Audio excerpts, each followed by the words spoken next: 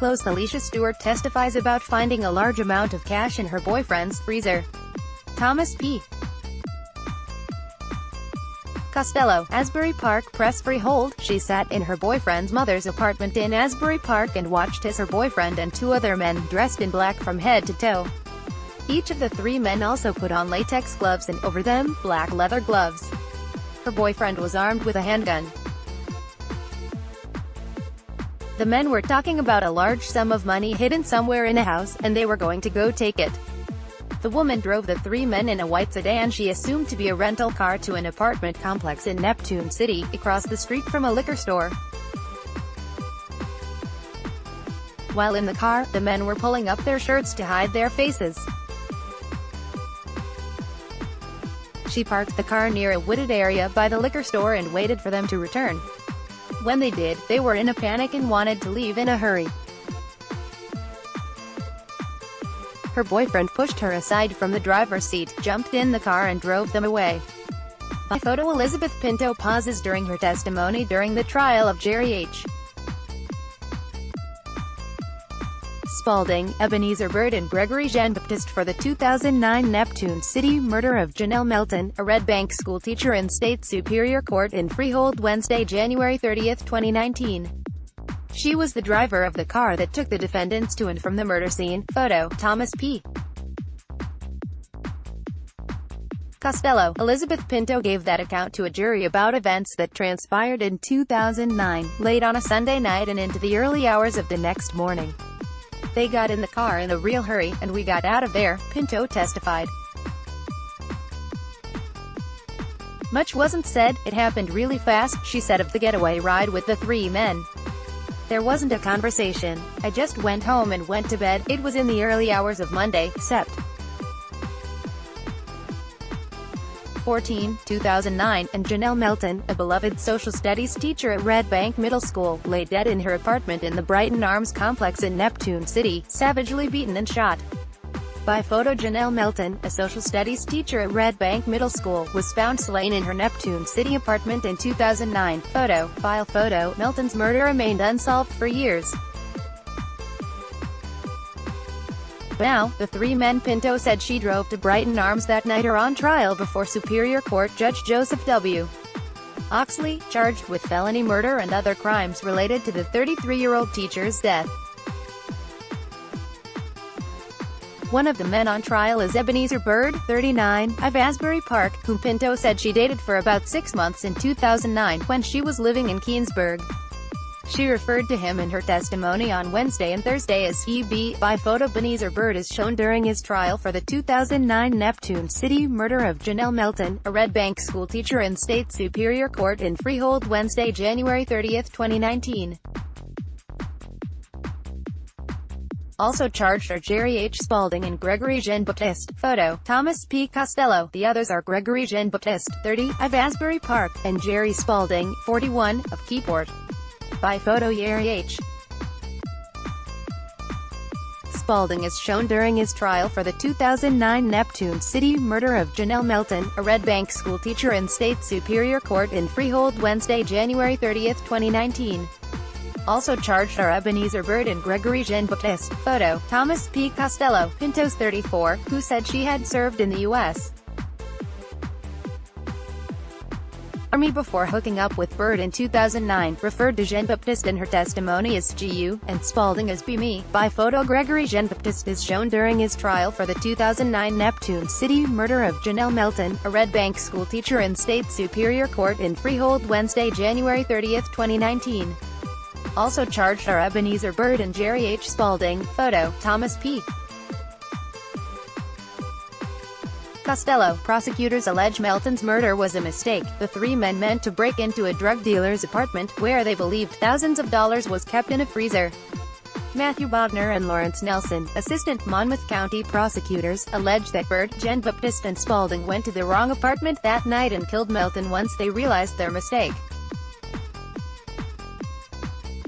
More, Red Bank teacher's murder scene, something you would expect to see in a horror movie. More, Red Bank teacher's murder. At trial, husband remembers blood on her nightgown. Pinto, who now lives in an unspecified location in Middlesex County, testified under a cooperation agreement with prosecutors. The mother of three pleaded guilty last year to conspiracy to commit armed burglary, a crime that carries a maximum 10-year prison term, in a plea bargain that calls for a 7-year term. However, prosecutors agreed they would consider recommending a probationary term in exchange for her truthful testimony against the men on trial. Pinto could have faced 80 years in prison if she were to be convicted of all of the charges lodged against her, which included felony murder, but she is poised to walk free, defense attorneys pointed out. Bird's attorney, Paul Zager, called it a get-out-of-jail-free card, which immediately drew objections from prosecutors. In her testimony, Pinto said nothing about Melton or of even hearing about a murder that occurred that night, although she said she knew she was driving the three men to conduct illegal activity. "I drove them to, I guess you would say, steal some money that not we, but they, heard was in an apartment or in a building somewhere," she testified Wednesday under questioning from Bogner. Pinto testified that she went to see EB at his mother's apartment in Asbury Park the next day. When Bogner asked Pinto about his demeanor that day, she said he was shut down, that he looked depressed, that he was not his usual self. She said he had like a little scratch on his face. Zager on Thursday grilled Pinto about her story, and the scratch on Bird's face. He demanded to know where on his face the injury was. "Like in the beard area," Pinto said. "He had a scratch on his face that you saw through the beard." "Which side was it on?" Zager asked. Pinto said she didn't recall. Zager pointed out that Pinto had been questioned by detectives some 8 times over the years about the events of that night, and only in 2015, when a detective read her rights and told her that arrests had been made in the case, did she tell the story about driving the men to the apartment complex that night. "You indicated that you knew nothing about any of this," Jean-Baptiste's attorney, Mark Bailey, said to the witness on Thursday. Bailey said Pinto even embellished her lies by telling a detective on a previous occasion that she understood the pain of the victim's family because she had an uncle who had been murdered. "Yes, my uncle was murdered," Pinto said on the witness stand. Questioned by Bogner the previous day, Pinto admitted she hadn't always been entirely truthful with detectives. Referring to a statement she gave a detective in August of 2015, Bogner asked Pinto, "What did you leave out?" Pinto responded, "The most important part, that I drove the gentleman to a location." Also testifying on Wednesday was Alesha Stewart, who said a man nicknamed Munch, also known as David James, was her ex-boyfriend. By photo. Alesha Stewart testifies during the trial of Jerry H. Spalding, Ebenezer Bird and Gregory Jean-Baptiste for the 2009 Neptune City murder of Janelle Melton, a Red Bank schoolteacher in State Superior Court in Freehold Wednesday, January 30, 2019. Photo, Thomas P. Costello. Stewart described their 5-year relationship as on and off, and told the jury about a night in the summer of 2009 when she stayed at Munch's apartment while he was away. "I was just snooping around, and I wound up looking in the freezer, and I found money in the freezer," Stewart testified, insisting she never counted the money.